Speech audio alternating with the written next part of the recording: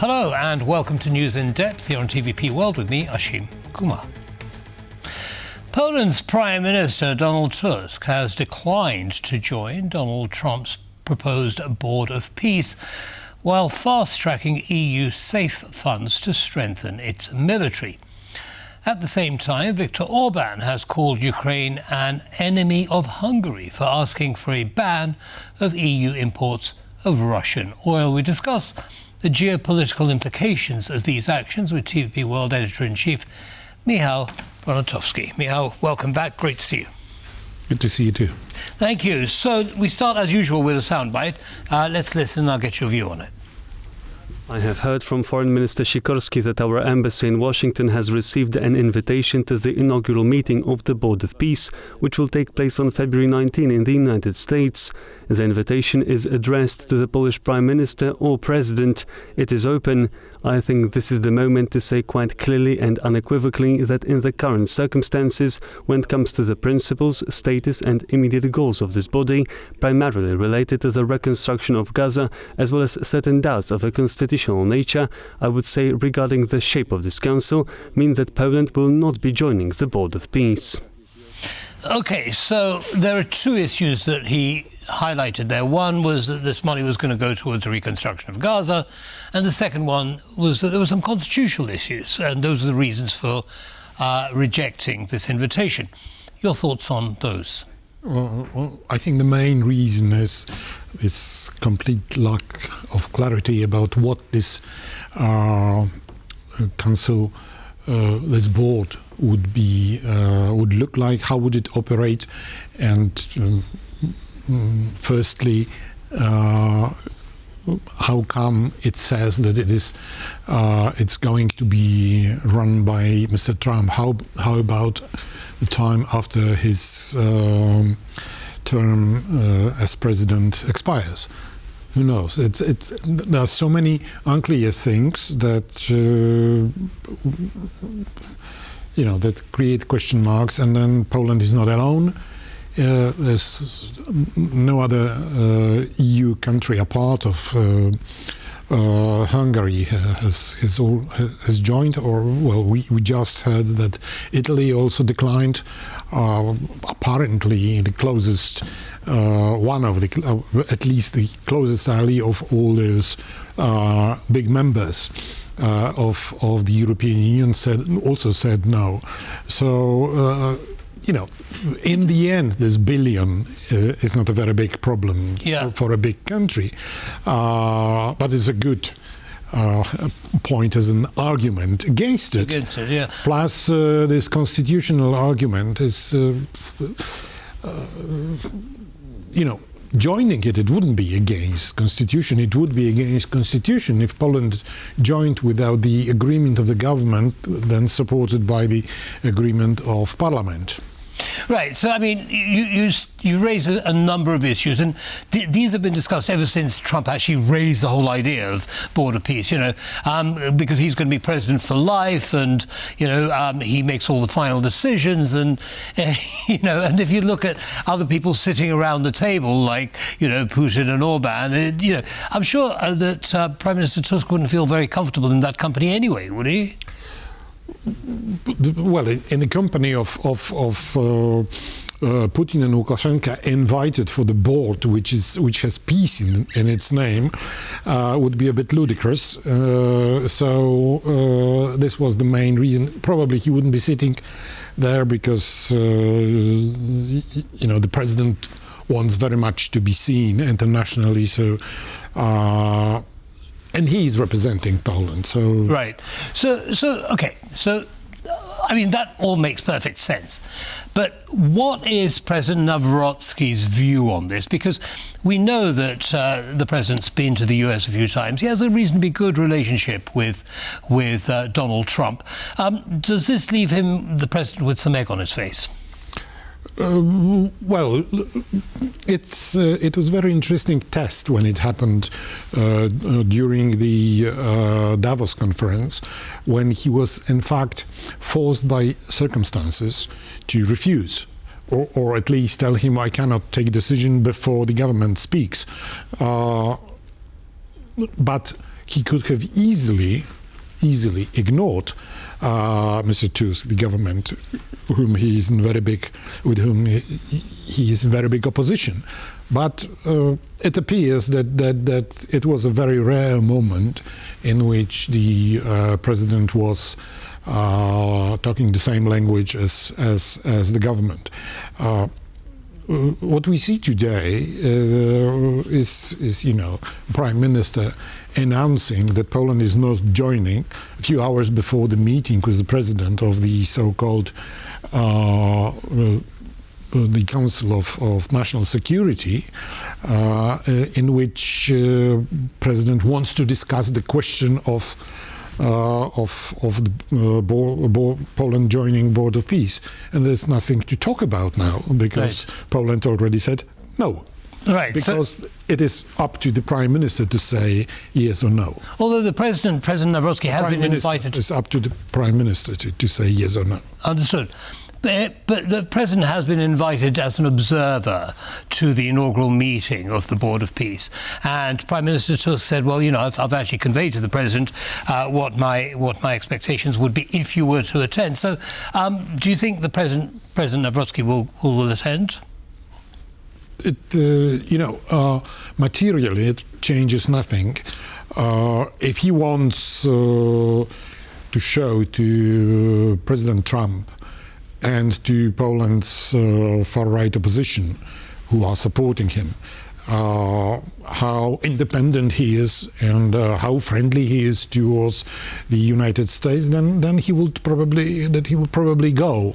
But it'll be a sad view to see him in audience, when leaders, probably not Putin, but somebody else from Russia, are sitting around and Orban and so on, and discussing, and then he will be there as just a guest. Right. So he will be. We can say he will be at the table and not by the table. Okay, so if we zoom out a little bit and just look at the relationship as it stands at the moment between Poland and the United States. On the one hand, we've got this rejection of the Board of Peace. We've also had a slight argument with the U.S. ambassador to Poland, Mr. Rose, and the Marshal of the SEM, who said he wouldn't support President Trump's nomination for the Nobel Peace Prize, and that resulted in quite a negative reaction. On the other hand, the US and Poland do have, in many other areas, quite a close relationship. It's a bit of a balancing act for the Prime Minister and the government at the moment, isn't it? Playing many games into it. To start with, the Speaker of the lower house of Polish Parliament, Mr. Czarzasty, wants to build his political position because his party is not even sure that it would make it through above the electoral threshold of 5%. So he wants to show that he is a very strong politician, capable of opposing Mr. Trump. But he did it in a very undiplomatic way because, if he refuses, he can. It would be enough if he sent a letter to the ambassador, or at least used words that Poland is not joining, or Poland is not supporting this proposal. Full stop. But he, started a sort of theater, and ambassador of the United States felt offended in the name of the president, and he then made a stupid move of breaking relations with the second person of Poland's state, which is ridiculous, simply. Yes, but these things do unfortunately happen from time to time. I think this is. I would leave it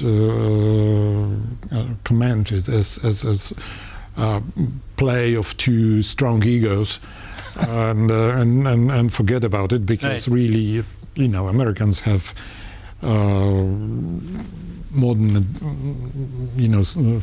bigger things to worry about. Yeah, more than 10,000 soldiers Right.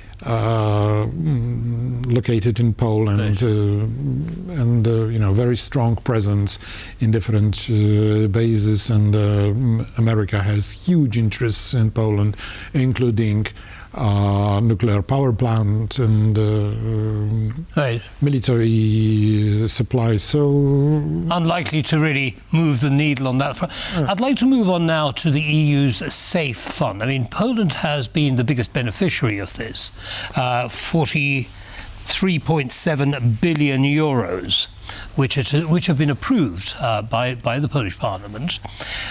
This is a huge amount, and it's to be used to support the Polish armaments industry. Now, here's the thing. The majority of that money it needs to be spent on European components and weaponry. But we have a problem because many NATO countries import their weaponry from the United States, Poland from South Korea as well. How do we square that circle?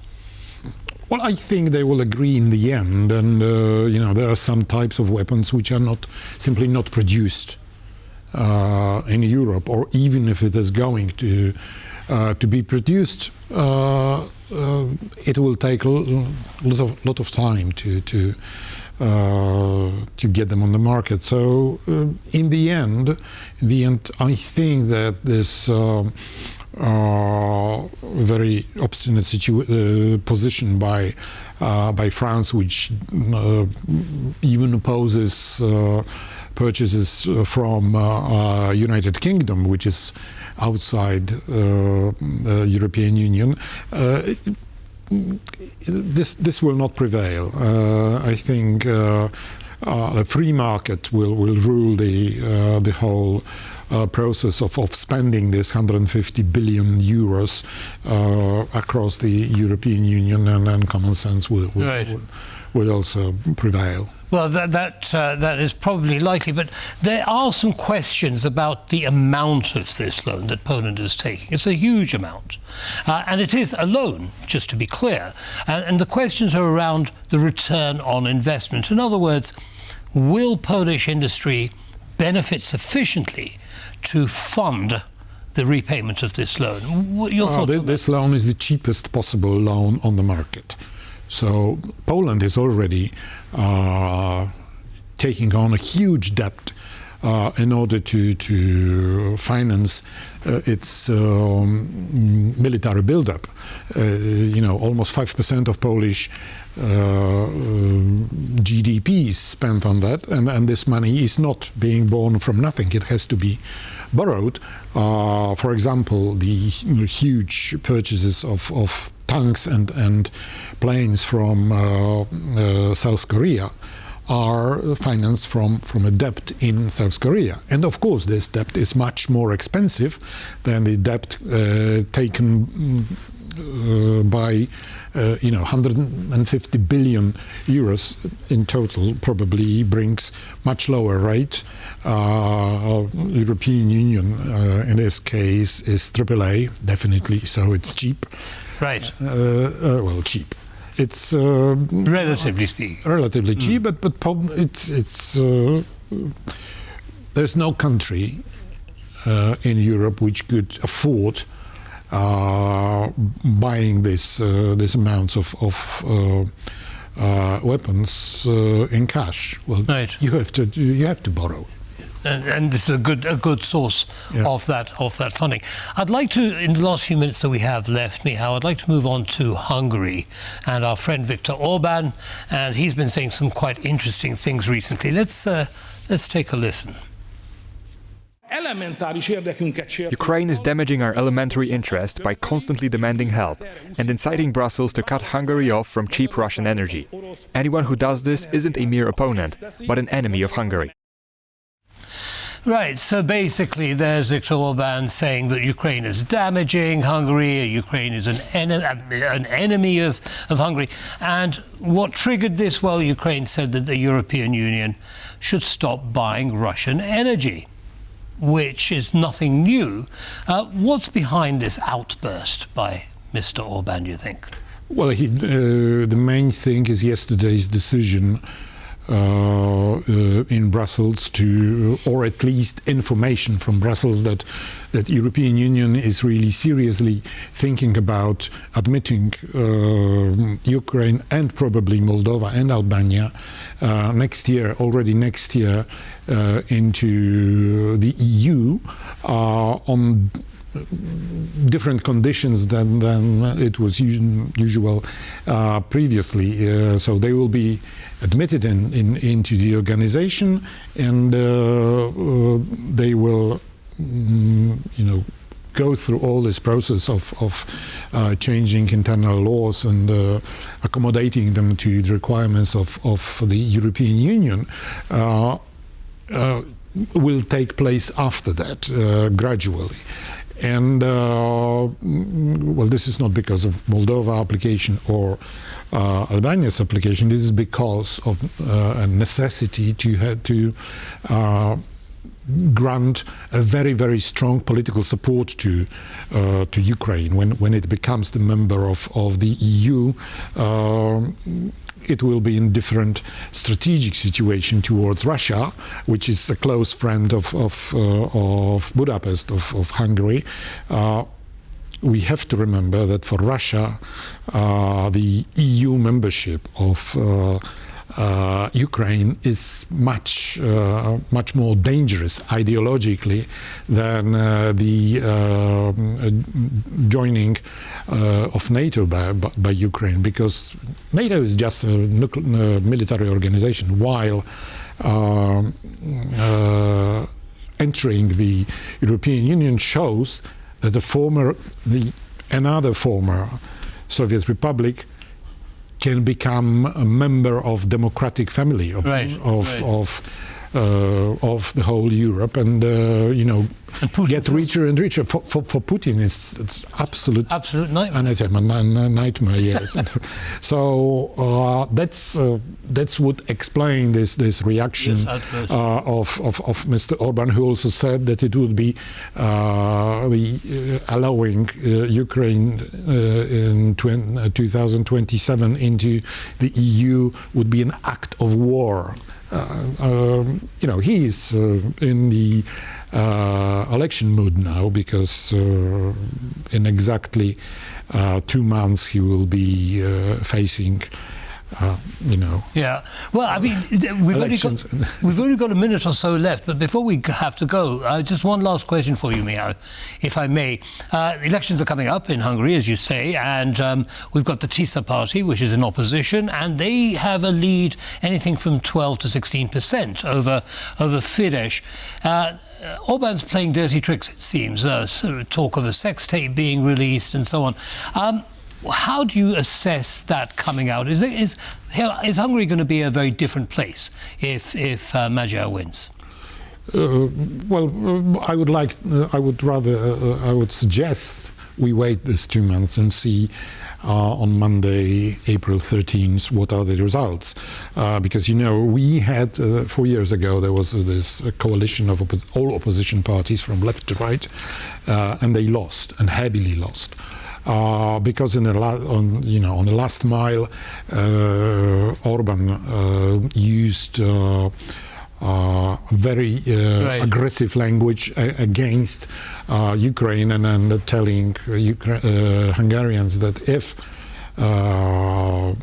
the opposition takes over, then we will be sending Hungarian citizens to the war in Ukraine, which was false, of course, but completely disrupted the momentum. Yes, but 2 months in politics, 1 week in politics is like 100 years in normal life. So let's wait and see. But if TISA wins, it would be an earthquake. It would be an earthquake. Michał, thank you as always for coming along and sharing. I wish we had more time, but look forward to seeing you soon. Thank you. And that brings us to the end of this episode of News in Depth.